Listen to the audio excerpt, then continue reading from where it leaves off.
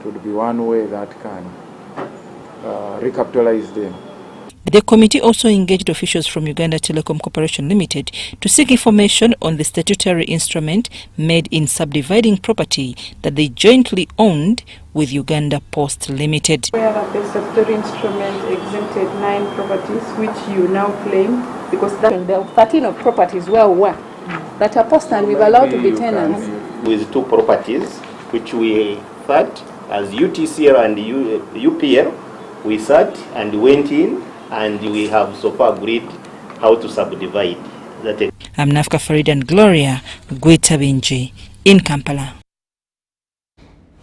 The Police Directorate of Road Safety has cautioned motorists on driving competitions while on major highways. It follows an accident that occurred at Busika in Luwero district where 3 Sinotraks were racing, leading to loss of lives and interruption of traffic.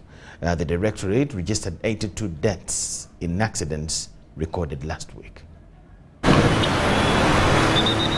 Last week's traffic and road safety report shows that 2 people died in border accidents, 27 pedestrians were killed, while 23 passengers died in different accidents.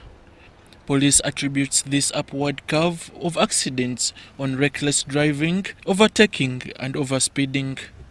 And also passengers who are traveling in different motor vehicles on the road, who constituted 17%, and these ones were 23 people. The causes of these crashes remain the same. It has now become like a song, and it is unsafe overtaking, which contributed to 31%, and speeding, which also contributed to 21%. The notable accidents that occurred in Uganda claimed 8 lives, while another one occurred in Busika in Luwero district, where Sinotruck drivers were in a racing competition in the middle of the road. Fire brigade came in, started cutting the car, removed them, rushed them to the hospital, where they succumbed to injuries. 2 of them, the driver and the passenger. The turnman sustained serious injuries. So you can really see Sinotrucks on the road, on a highway, moreover on a narrow road, and trying to compete. So reckless habits of behaviors on the road that can cause now into loss of lives. The Police Traffic Directorate have raised concern over the increasing cases of hit-and-run accidents. The half-year of 2024 traffic report indicates 1,173 cases of hit-and-run. Motorists are urged to be conscious of the precautions upon accident occurrences. Hit-and-run was ranked number 3 in the causes of road crashes on the roads. And it was a total number of 1,173 crashes which were as a result of hit and run, where people knock and take off. And most of these crashes, they tend to be fatal. They kill, most of the people are killed in these crashes of hit and run. The last week traffic operations on different roads led to the arrest of 714 motorcycle riders and 35 drivers for not possessing licenses. Police commits intensification of operations in preparation of the festive season. Komagum Rogers and Abdul Nasir Luwama for UBC. Stakeholders from Ankole and Kigezi regions have asked government to focus on compensation and registration of tenants who are on freehold land. During the stakeholders' engagement on the draft national land policy, stakeholders also proposed the review of the land bill to address compulsory land acquisition. From wherever workshop we went to is the issue of compensation regarding government projects. Consultations on the draft national land policy have reached Ankole sub-region in Mbarara district with different representatives from 18 districts across Ankole and Kigezi regions in attendance. During the engagement, stakeholders made proposals like the review of the land bill to address compulsory land acquisition and creation of the land banking system. That the land registration fee can be standardized to avoid these issues of high and low, and at the same time, it can help to reduce corruption. That government has to have a clear policy compensation, time that the person should be compensated, as well as the values. And so they are saying that why can't we review the land acquisition bill so that we have a clear law in place? Other proposals included having a clear land demarcation, specific land apportioned to youth by their parents, and women too catered for by the policy for equity and equality. The problem comes in from the international boundary. Ntungamo has people who have dual citizenship. To find that he has a national ID of Uganda, he has national ID of Tanzania, he has a national ID of Rwanda, he has a national ID of Congo. The IGAD head of mission to Uganda, Jocelyn Vigirwa, says there must be mechanisms of minimizing conflicts in the entire IGAD region. Land governance program under IGAD, we have made a commitment to support the member states to specifically put in place mechanisms to be able to address those challenges that are likely to cause or to lead into wars and conflict. Mbarara City Deputy RCC Southern Division noted that increased pressure on the land in the region is arising from the influx of refugees. He says this is also posing a security threat to the original land occupants. Many of them have never chosen to return. They only go back for a visit. And they have acquired land, they have settled within our community. Many of them have been integrated. We know that this is really going to become, if not well handled, it's going to become a time bomb for this region. Naomi Kabanda is the acting director of land administration at the Ministry of Lands. Of saying the children will inherit from their fathers is becoming obsolete. The youth want their land, even if you are still a surviving parent. Land rights for the youth is a very important area, in addition to land rights for women and the vulnerable. Participants were drawn from the districts of Mbarara, Bushenyi, Kabale, Ntungamo, Rubanda, among others. Susan Naonga reporting for ABC TV. The Immigration Directorate has issued a travel advisory to all Ugandans intending to move across the community to acquire provision travel permits at the cost of 40,000 Uganda shillings. This follows the constant rejection of expired Ugandan national IDs by immigration officials from all East African member countries. We have details to this. Government of Uganda announced the extension of the validity of the national identification cards with expiry dates for a period of 1 year while preparing for the nationwide ID renewal and replacement exercise. The 1 year extension of national ID validity, of course, remains in effect, and the arrangement with Kenya and Rwanda allowing nationals to move across borders remains unchanged.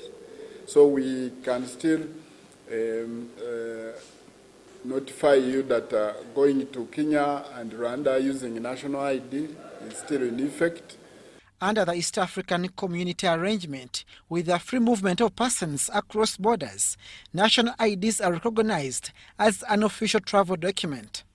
However, Ugandans with expired national IDs are finding challenges as countries reject invalid IDs. National IDs with face value expired status are being rejected by authorities across the border, sometimes resulting in additional fees to members of the public who are using those IDs to travel there.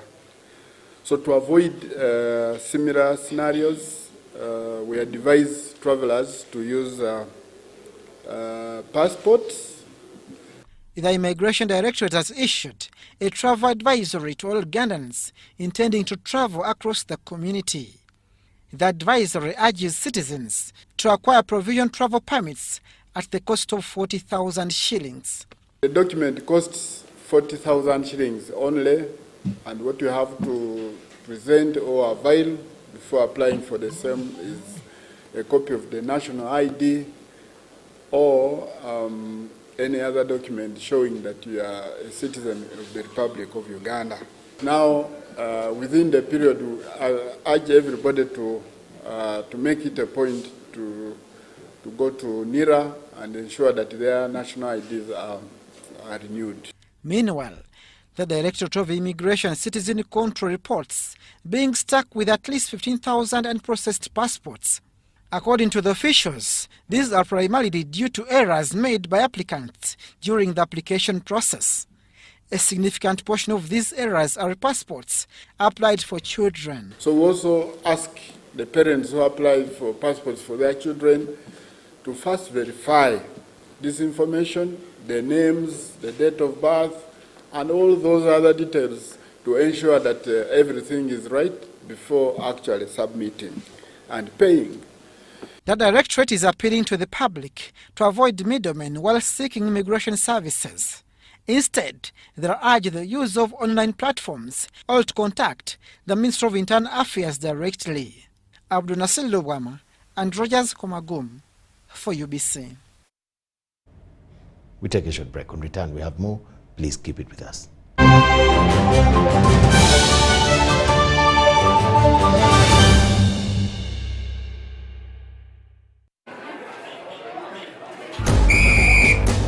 To be a winner, it requires that you exceed all the limits of mankind and womankind. But when you play with MTN Momo, winning is easy. Simply get your phone and use the Momo app or dial *165*3#, enter merchant code, enter amount, enter your Momo PIN and pay. Congratulations! Your stomach is full and now you stand a chance to win mobile money with MTN Momo. In the heart of Uganda, a financial revolution is happening. We were once left out, saving the old-fashioned way, with an unexpected saving spot, keeping it too close for comfort. But now, we found a better way to save and manage money. Download the Wendy app from Google Play or App Store or dial *229#. With Wendy, your money is safe and you can earn interest daily. Visit your Google Play or App Store or dial *229# to register. Wendy, Wanawoli. Paint and win. Yes, yeah, Blascon Paint and win. The Kuku Roundy. Chicho, buy paint worth 100K. Get a scratch card. SMS the code 27197. Stand a chance to win instant airtime, 1 million shillings bully day there, or a share of a 3 million shillings jackpot each week. What do you want the brand new bodas, tuk-tuks, and so much more? Catch the Paint and Win action every Monday on Bukede One, NBS, and Sanyuka TV. Blascon, color your world.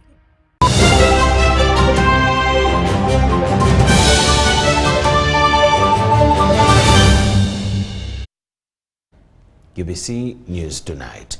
The non-motorized transport corridor in Kampala is one of the government's pilot projects designed to promote a space free from vehicles and motorcycles, creating more room for pedestrians and cyclists. The corridor, featuring green cover, cycling and walking lanes, has gradually lost purpose. It resembles an ordinary road. Ivan Kahwa reports that the corridor is currently frequented by more motorcycles than even pedestrians. Kampala Capital City Authority initiated the non-motorized transport corridor within the Central Business District. This project aimed to encourage walking and cycling along the 1.95-kilometer stretch between Namirembe Road and Lumu Street with a clear intent to keep it free from vehicles and motorcycles as clearly indicated by signage. However, the corridor now appears to be a motorized route. It has become an unofficial stage and parking area for motorcycles, with well-organized leadership structures for each stage.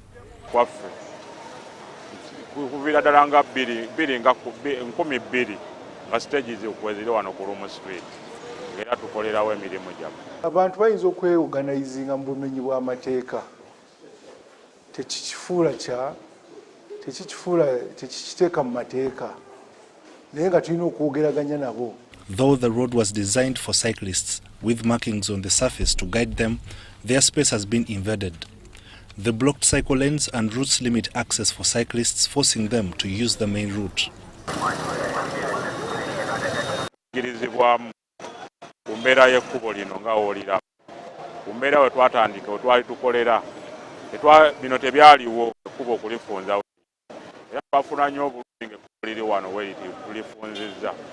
Nga ntya Katonda osobola okulaba abantu bataano bavuga akagaali obugaali bwatubuze muvuga mu covid wano nga baluga mukole muvuge ku bugaali naye akagaali nako kabbeeyi kuba akagaali akalungi kali mu mitwalo 7 kakadde bantu bameka baafodinga ogula eggaali eyo.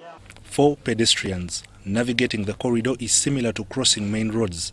Some have resorted to walking on the green belt, which impacts its greenery.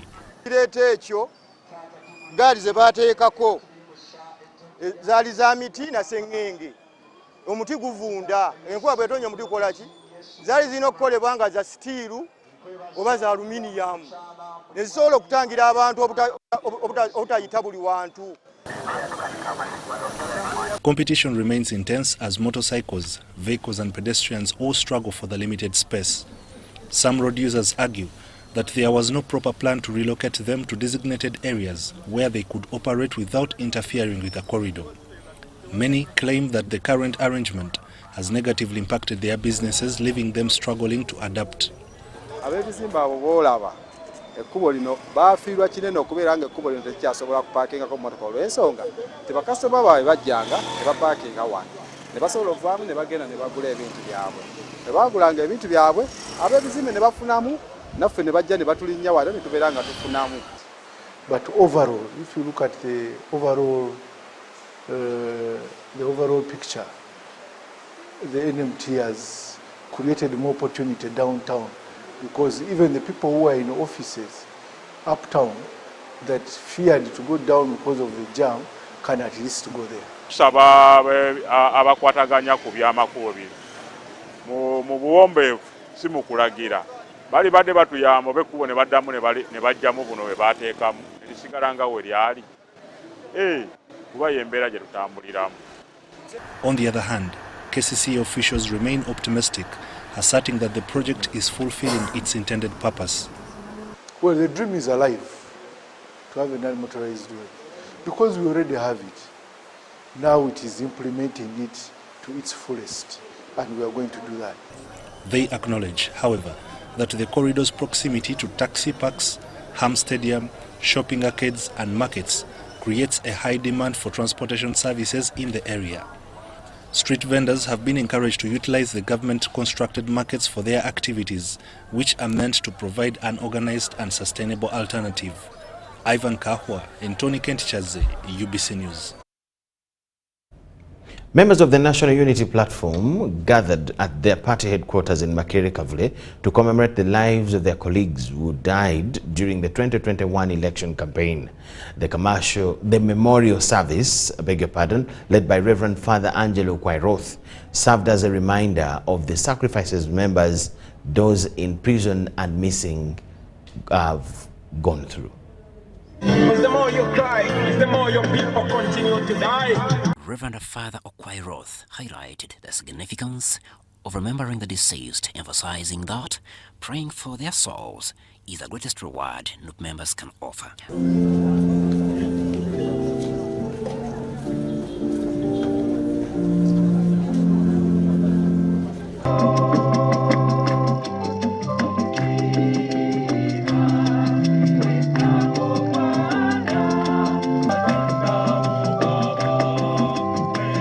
The prayers of our sisters can change the life of those people who have not made it in heaven. Robert Chagulanyi, the NUP leader, strongly criticized the leaders who failed to honor those who sacrificed their lives for the cause. He encouraged the families of the deceased and missing persons to remain hopeful, urging them to find solace in prayer and to trust in God's guidance. Reminder that a huge sacrifice was paid. Many of our comrades opted to go to prison or to graves in order for you to go in that local government office, that MP office, and all these other offices. Please remember them in every decision that you're going to make. We lost friends and comrades, but these families here lost loved ones. They lost breadwinners. They lost an entire support system. Babi Chagulanyi also appreciated individuals and organizations that have supported the affected families.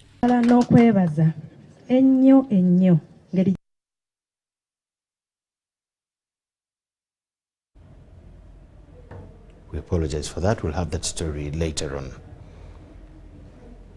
The mother to the Chancellor, Makerere University, Dr. Crispus Chiyonga, has been laid to rest at Bunyiswa village, Bwera sub-county, Kasese district. Evasta Mbambu Chiyonga died of high blood pressure at the age of 112. Former Prime Minister Dr. Ruhakana Rugunda urged mourners and people of Kasese to work together.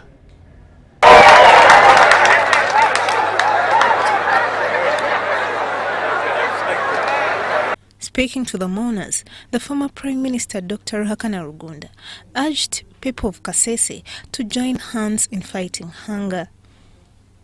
He thanked people of Bukonzo County West for supporting the NRM and requested them to showing the same come 2026 general elections.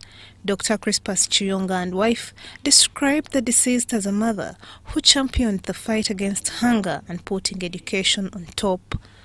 Chiyonga, who is now heading Makerere University, noted that there is a need for research about why hunger is still a problem in the country. Even in the whole of Uganda, it is not food secure. Now that President Museveni gave me some power in Makerere, I have directed one of the professors to research on the state of food security of the country. Yes.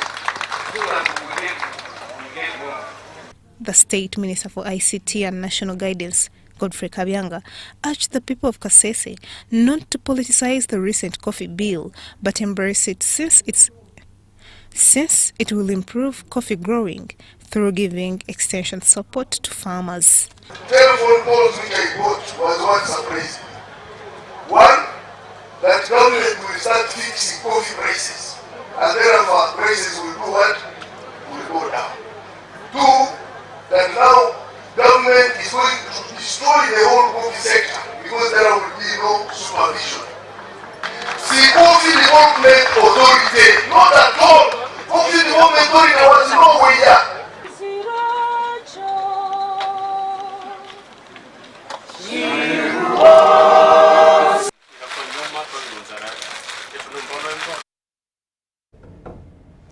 The 2024 National Housing and Population Census shows that biggest number of Ugandans aged 10 years and above are unable to complete primary level of education, which is at 39.4%, and only 5.7% are able to go beyond secondary school and above.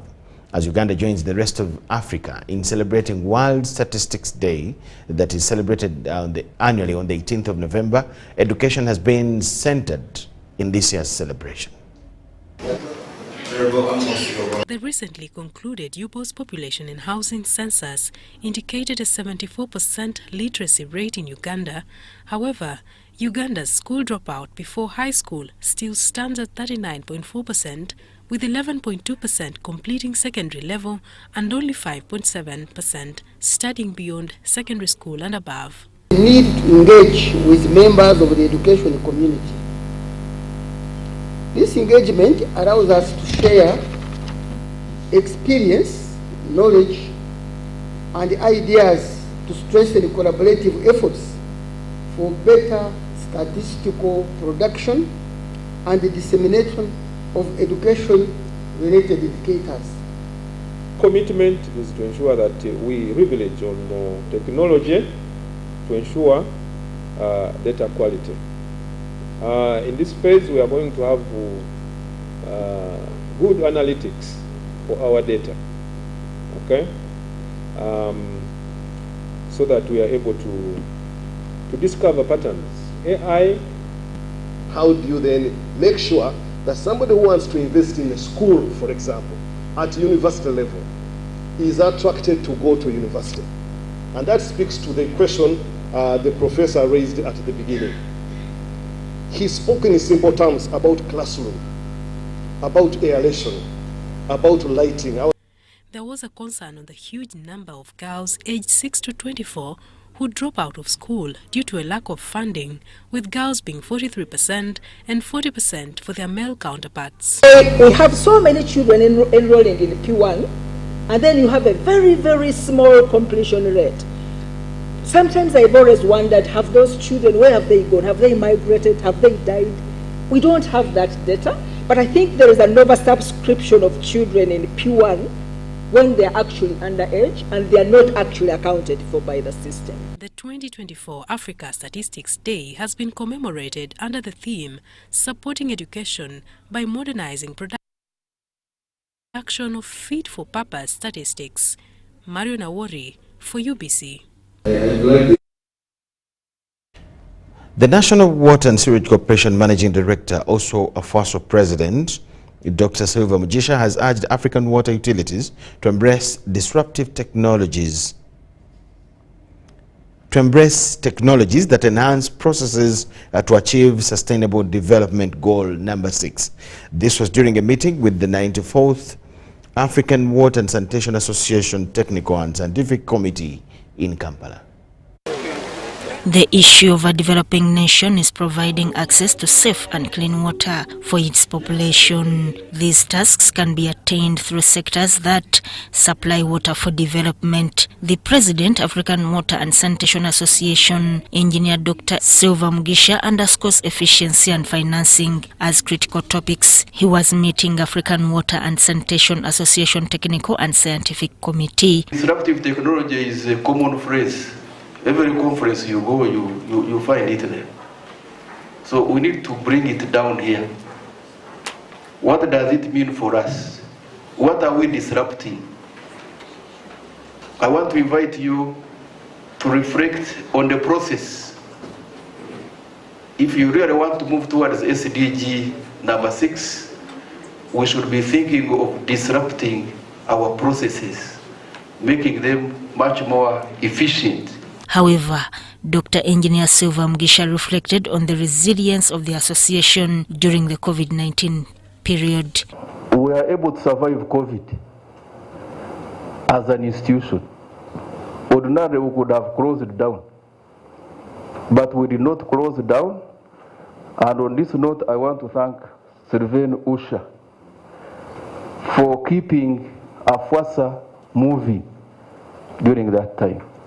Dr. Badru Chigundu, Board Chair, National Water and Sewage Corporation, underscored the importance of leveraging on disruptive technologies to improve operations and ensure sustainable water and sanitation services. Effective technology adoption will have to be buttressed with innovation, and more specifically at National Water and Sewage Corporation, we will put emphasis on supporting in-house process innovations.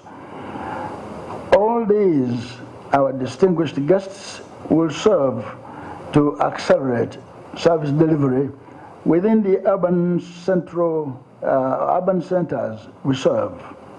However, concerns were raised on funding challenges due to insufficient grants for water and sanitation. We still see a lot of degradation of the environment, therefore leading to contamination of the water sources. The river banks get eroded, the wetlands get depleted. So, and these are our water bodies, our sources of water, and these are the areas where we should be focusing on, but because of that element, we see that we get sources of water also getting depleted and depleted. The 94th AFWASA Technical and Scientific Committee meeting precedes the AFWASA International Congress and Exhibition set for February 16th to 20th, 2025 in Kampala. Sudat Kaye, UBC News. The Intergovernmental Authority on Development, that's IGAD, has developed a child policy framework to strengthen national child protection systems. It follows stakeholders from key ministries, United Nations agencies, and civil society organizations raising concern over the increasing cases of child exploitation. The consultation meeting on child policy framework seeks to address issues affecting children, including child trafficking, labor, internet abuse, gender-based violence, and child sacrifice. IGAD Secretariat Child Programming Lead Dr. Shadrach Oye emphasized the framework's role in addressing challenges faced by marginalized children. Protection issue is a regional issue. It is not only a country issue. Children are on the move, for example, and when they are on the move, they require protection. When they are on the move, they require a number of services that are aligned to their rights. And therefore, countries need to work together to ensure that children in country and also those who are in the move are protected. The meeting noted the need to amend the existing child protection laws to align with the framework. Meanwhile, the Commissioner for Youth and Children Affairs at the Ministry of Gender, Labour and Social Development, Fred Ngabirano, highlighted that the framework targets systemic issues like poverty and gender inequality. So this IGAD policy now comes to complement or augment some of the already cabinet pronouncements and the provisions within our national child policy. So for us, it is reinforcing what government of Uganda has already pronounced itself on what to do. In regard to issues of gender-based violence, violence against children, the policy also brings them out very well. And we have several frameworks. For example, we have the teenager pregnancy and child marriage strategy as a country, and it also speaks to this policy. IGAD policy speaks to it. Save the Children Uganda Country Director, Femari Barrow, said the framework will be used as a tool to address child vulnerabilities. You know, children, they face different kind of issues. Having access to nutritious food, the protection issues, children being maltreated or neglected, or children being exploited. We also have issues related to effect of the climate change on the life of children and their well-being. So all those areas are being covered by this policy framework. But I want to also emphasize on those like limited access to social protection, low birth registration. You know, the low birth registration highly impacts the exercise. The passport, we say birth registration is the passport to protection. And in this region, we have the lowest birth registration in the world. The ultimate goal in child protection is to strengthen national child protection systems. And so that the national child protection system become inclusive, doesn't leave no child behind. Mary Namkose, Robert Boita, UBC News.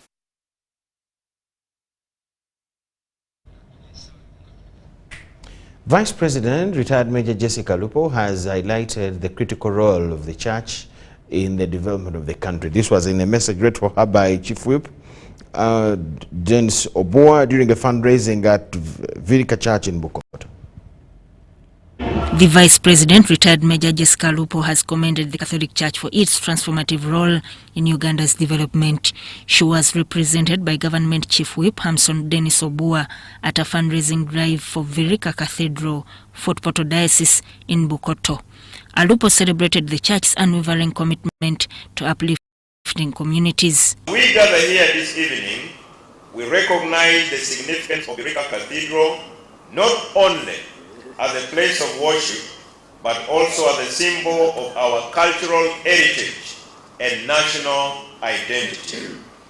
Its renovation is a testament to the NRM government's commitment to preserving our history. The Bishop of Fort Portal Diocese lauded Christians for raising over 2 billion shillings to refurbish Virika Cathedral. And people are very excited about entering the cathedral, maybe at Christmas or earlier, but it may not be possible because of first watch, so it may be maybe next year in February, because we have to be careful not to make any mistakes. Fort Portal City MP Alex Ruhondo acknowledged Parliament's efforts in raising funds for social service initiatives. We had our last dinner in Fort Portal, and we were very happy that that time we raised over 230 million in Fort Portal, one dinner. So we want to see here when they are tallying. Actually, the Monsignor told me it came to 240. Am I right, Monsignor? Yeah, so 240. Fort Portal tourism city being younger than Kampala. Monsignor Isaiah Mayombo, chairperson of the organizing committee, commended the timely completion of the reconstruction. Kandi nyongera kusima na abantu abatoye sente twasorize Fort Portal mu biro bikenya kingwire ezokweka milioni 240 sente zone zikusoroza nizikonyera kula twahikiriza sente zikwetaga hanna betu kubaliza saa zinu ntukyaburwaho nka milioni rusanju kula twamalira mulimo.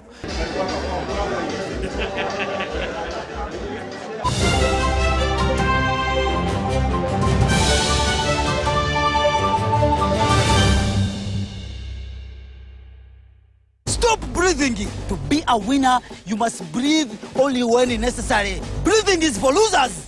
What is that? Did I give you permission to sweat? You can sweat in your free time. Push the arms straight. Winning is hard, but with MTN Momo, it's easy. Simply pay or shop with Momo for a chance to win mobile money every day. Use the Momo app or dial *165*3#.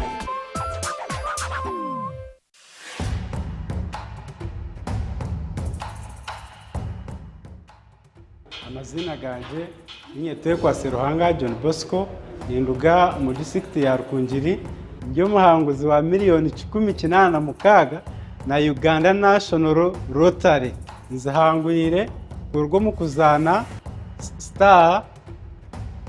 *278# ngafuna message erikweka mu muhanguzi nashemererwa konka nabaza kugira ngo nedi y'abafere sente ziriyo zone bakaziteka nko nazihangwira. Uganda National Lottery. Dream, play, win. Participants must be 18 years or older. Play responsibly. The Uganda National Lottery is operated by Ituba Uganda and regulated by the National Lotteries and Gaming Regulatory Board. There is myths that so many of you live by. If your eye is twitching, it means you're going to see someone you like. If it shines and rains at the same time, it means a leopard is giving birth. If your hand is itching, it means you're going to get money. If you see an owl, it means somebody's gonna die. If you hear of a disease outbreak, just know it is in a village district at the border next to some suspicious country. You will want to scratch that last myth. Because Mpox is in 19 districts and Kampala is among with dozens of cases. Please stop going around checking anyone's hand. Mpox kills. Protect your loved ones.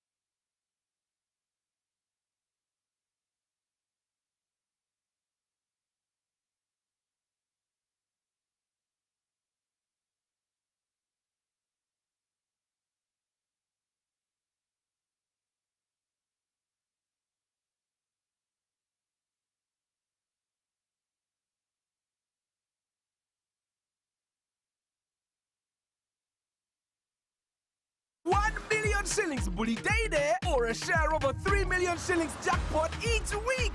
What do you want the brand new Podas, tuk-tuks and so much more. Catch the paint and win action every Monday on Bukede One, NBS and Sanyuka TV. Plascon, color your world. the heart of Uganda, a financial revolution is happening. We were once left out, saving the old-fashioned way, with an unexpected saving spot, keeping it too close for comfort. But now, we found a better way to save and manage money.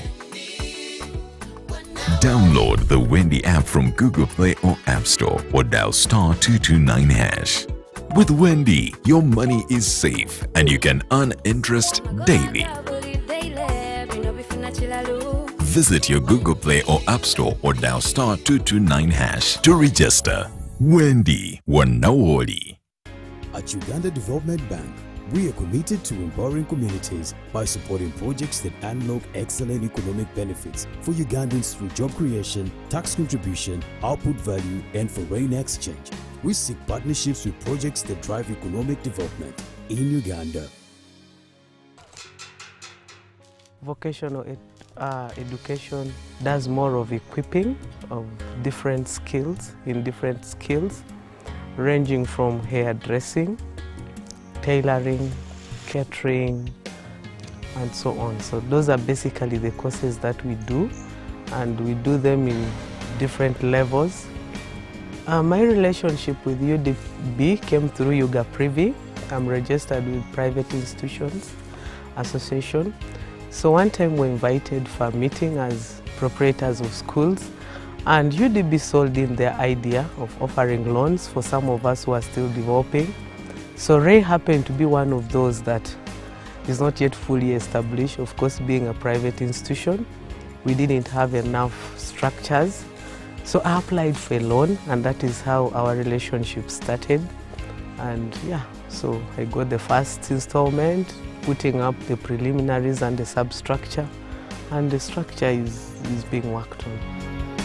I really want to thank UDB so much because the interest is pretty low, and I must say, UDB nafunamu.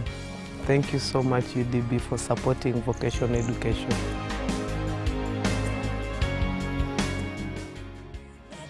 Uganda Development Bank, inspiring development.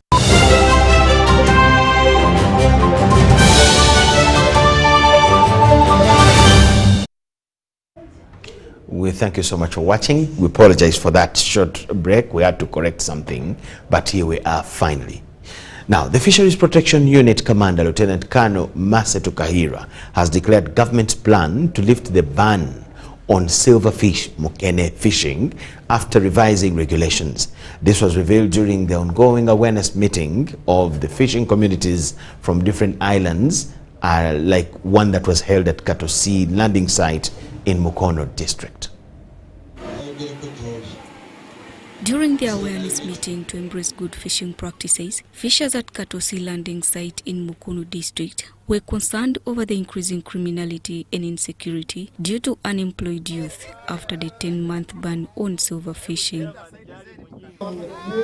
According to the time that they have spent without working, without fishing, insecurity has been on the rise. People who used to get a coin, as we talk now, they are earning nothing because they have been not working. Emyezi nga 8 tewabadde okukola, embeera ebadde mbi nnyo, abaana nga tebaddayo ku masomero, banamwandu ne balemererwa, naye twebaza pulezidenti nti abavubi yabaddiddemu. The Commander of Fisheries Protection Unit, Lieutenant Colonel Masetu Kahira, says government plans to lift a ban on silverfish fishing following the engagement with President Museveni.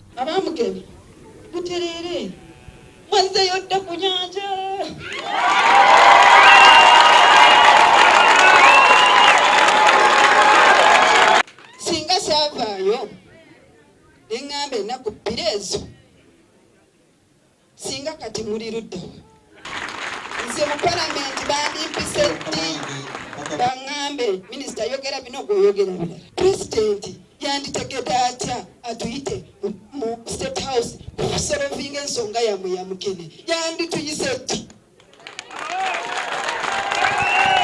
mubbidwa ekitagambika ng'omuntu akugamba okulaba mukyala mmase oyina omuwalayo kasimbi olw'embeera gye tulimu lwagi nnyo baminisita bamu babawadde woofiisi obawa amafuta okutambuza naye luzungu bannange bali boogera luzungu mu woofiisi naye ng'omulimu guli ku gulawundi.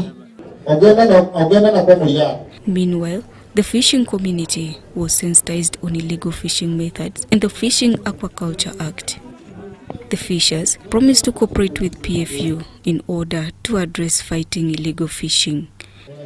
It's good that the MPFU has drawn up a work plan and tried to sensitize our people, and I'm very sure if they follow these regulations, they will be able to fish, because the head of FPU has put it clearly that this lake is of all of us as people in this country, specifically on Lake Victoria.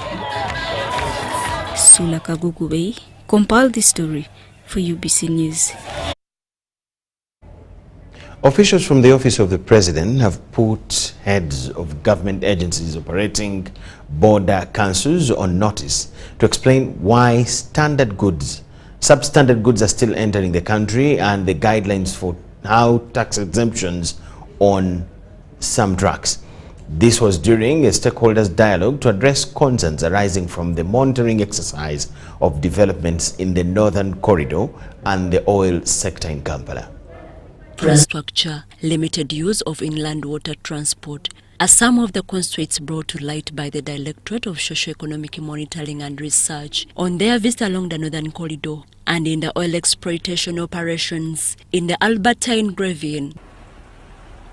This has prompted them to call for stakeholders dialogue to address arising issues from the monitoring exercise of development in the Northern Corridor and in the oil sector in Kampala. Director Economic Affairs in the Directorate Economic Social Monitoring and Research in the Office of the President, Tumsime Bamugaya, highlights some of the findings encountered. Petroleum and oil products and other oil products into Uganda through the port of Kisumu to Kauku. Tax exemption on some goods by URA, price fluctuations on fuel, harassment of government officials in Kenya are some of the raised concerns that ministries have been tackled to explain. Facilities on ground to store fuel, at least you can confidently control the supply. So we felt that Ugandans would really be very comfortable if they are guaranteed with stable fuel prices at the pump. As we speak, both AGO and PMS, or petrol and diesel, are below 5,000 at the pump price, which shows that the policy change has actually supported the stabilization of the pump prices. Many trucks entering Uganda exempted at the border. There are different exemptions applicable to different sectors. It could be agriculture, it could be tourism, it could be construction, and several of them, and these are governed by the law. The Secretary Office of the President, Haji Kakande Yunus, assured Ugandans that by next year fuel prices will be lowered. President Museveni intervened and had a meeting with President Ruto sometime, I think last year when it was ending, and they decided that the middlemen who were there, who were selling fuel to us, should be removed and Uganda itself buy fuel directly. Minister of State for Economic Monitoring, Office of the President, Beatrice Akelo, urged MDS to cooperate. Because we realize that most of our implementations have been bogged down because we work in silos. We don't work as we are one government. You find Mahif, they're in their own corner. You find trade, they're in their corner. Energy, they're in their own corner. But we need to work together as a team. Susan Inabogude, Ivan Juko for UBC News. As Uganda's oil and gas sector grows, it has become increasingly essential for the media fraternity to stay informed about the developments in the industry. While boardroom press briefings remain a staple, well-organized field visits to oil and gas development sites and areas offer valuable insights. About 50 local journalists from across the country embarked on a full-day media tour of oil and gas operation areas in the vast Albertan Graben. The excursion, organized by the African Center for Media Excellence, ACME, in collaboration with public entities and the joint venture partners, aimed to update the media professionals, especially those specializing in the extractive industries, on the latest developments in the sector. So as we move from exploration to production, a lot is happening in between, and the knowledge has to grow, and so there is always something new to learn. So but I think I'm by and large really happy with the progress. You know, people like you, Dennis, you've been with this sector, you know, for many years. You've been very, very consistent. We want the media to see firsthand the impact of the work that has been going on for decades by government. Previously, there was very little interest. People would say, when is the oil coming? You've taken long, blah, blah, blah. But it's important for us to appreciate that.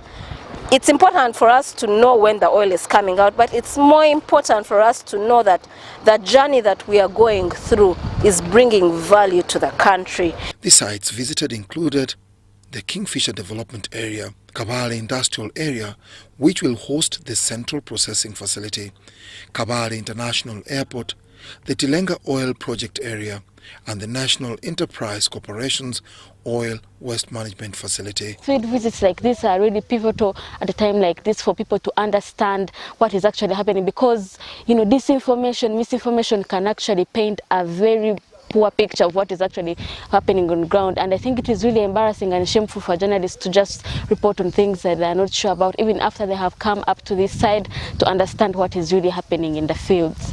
We are told first oil is coming up in 2025, but oftentimes we don't have the facts on the ground.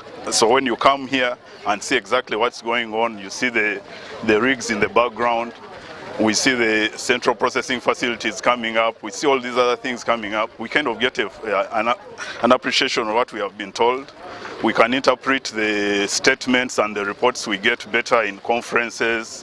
This initiative comes at a crucial time when Uganda's oil and gas sector is experiencing rapid growth. It is therefore essential for the press to thoroughly understand various aspects of the industry, ranging from exploration, production, environmental concerns, community impacts, and revenue management. All the packages under the Kingfisher project, we quite on schedule for the drilling part, where the development of the well pads, all the well pads, 3 out of the 4 were completed, and 3 of the well pads have so far received the rig.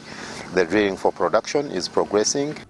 By equipping themselves with in-depth knowledge of the oil and gas industry, both locally and globally, Ugandan journalists are better positioned to ensure citizens remain informed, highlight opportunities in the sector, and expose potential risks. The media plays a very important role in shaping our public opinion, as well as holding various sectors accountable. It is therefore imperative for Ugandan media to keep tabs with the oil and gas developments like this one, the current construction of the oil and gas pipeline, in order to keep the public informed as well as manage their expectations. Dennis Igoa for UBC News. Dennis Igoa in the oil fields bring us to the end of news tonight. Thank you so much for watching from wherever you are, right from 8 p.m. lunchtime news up to now. Thank you so much. My name is Michael Jordan Lukomwa with Elizabeth Nakakuni and the whole newsroom. Wish you the best of the night and the week ahead. Bye-bye.